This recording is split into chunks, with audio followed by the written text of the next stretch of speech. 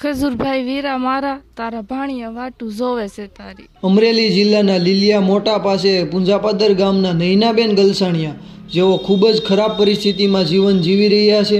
તેમના પતિ સંજયભાઈ 1.5 વર્ષ પહેલાં કેન્સર રોગથી મૃત્યુ પામ્યા છે। તેમને સંતાનમાં 3 નાની દીકરી અને 10 વર્ષનો મોટો દીકરો જે બોલી કે સાંભળી શકતો નથી।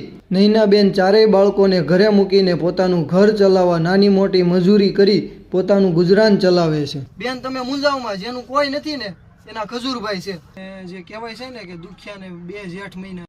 બેન આ 4 બાળકો સાથે આ ઝૂંપડામાં રહે છે।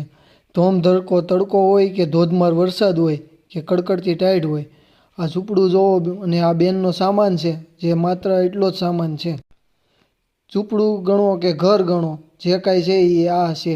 આ બેનનો વિડીયો એટલો બધો શેર કરો કે શેખ ખજૂરભાઈ સુધી આ બેનની વેદના અને એનું દુઃખ પહોંચી જાય। ખજૂરભાઈ એમની વેદના સાંભળીને બેનને મદદ કરવા આવે।